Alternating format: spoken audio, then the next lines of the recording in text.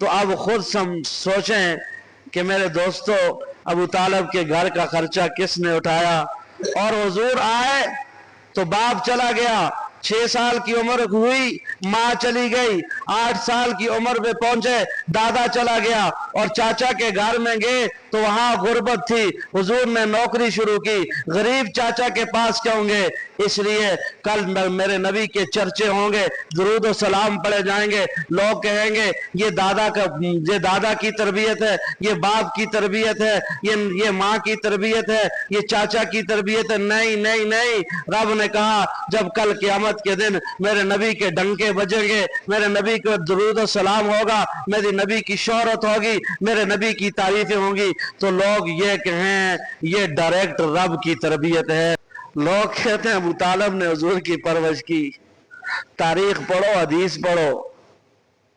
لوگ کہتے ہیں ابو طالب نے حضور کو سنبھالا، غلط نہ کہو، حدیث پڑھو، تاریخ پڑھو۔ حضور نے ابو طالب کے سارے گھرانے کو سنبھالا۔ لوگ کہتے ہیں ابو طالب نے حضور کو کھلایا، نہیں، حضور نے ابو طالب اور اس کی ساری اولاد کو کھلایا۔ حضور سپرد تو ہو گئے، 8 سال کی عمر ہے، اور چاچا پاؤں سے لگڑا بھی ہے، اور بچے اور بچیاں بھی زیادہ ہیں۔ مسلمانوں یہ سننا تمہیں لوگ کہیں گے حضور کی پرورش ابو طالب نے کی، حضور کو ابو طالب نے سنبھالا، حضور کو ابو طالب نے کھلایا، تمہیں یہ لوگ کہیں گے۔ لیکن حقائق یہ ہیں جب حضور ابو طالب کے گھر میں قدم رکھا تو حضور نے دیکھا فاقے تھے، غربت تھی، غریبی تھی، ایک وقت پر کھانا ملتا تھا بچوں کو، دوسرے وقت پر کھانا نہیں ملتا تھا۔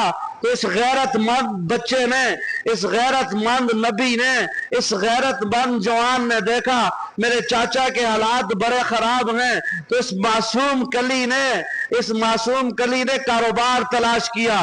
فیکٹریاں تھی نہیں، کوئی اور کاروبار وہاں تھے نہیں، کاروبار یہ تھا لوگوں کے پاس بکریاں تھی، اونٹ تھے، اور وہ مالدار تھے۔ غریب لوگ مالدار لوگوں کی بکریاں چراتے تھے، اونٹ چراتے تھے، ان سے اجرت لیتے تھے۔ میرے آقا نے دیکھا چاچا کے گھر کے حالات بڑے خراب ہیں، کروں تو کیا کروں؟ اس معصوم سی عمر میں اونٹوں کی نگرانی کرنا، اونٹوں کی گلابانی کرنا یہ بڑا مشکل ہے۔ یہ اونٹ اور میری عمر اب اونٹ کی گلابانی کرنے کی نہیں، میرے نبی نے بکریاں چرانے کا کاروبار شروع کیا۔ کیا چرانے کا؟ اٹھاؤ تاریخ حدیث کی کتابیں، میرا نبی دن کو بکریاں چراتا، رات کو اجرت لے کر جیب میں نہیں ڈالتا تھا، ابو طالب کے جیب میں ڈالتا تھا۔ کس کے جیب میں ڈالتا تھا؟ کیوں ڈالتا تھا؟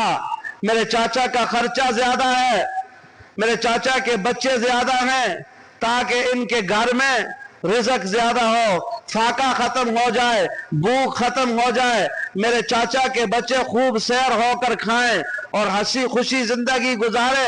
میرے نبی نے ابو طالب کے حالات کو دیکھ کر 8 سال کی عمر میں نوکری شروع کی، بکریاں چرانا شروع کی، اور مختصر وقت ختم ہو چکا ہے۔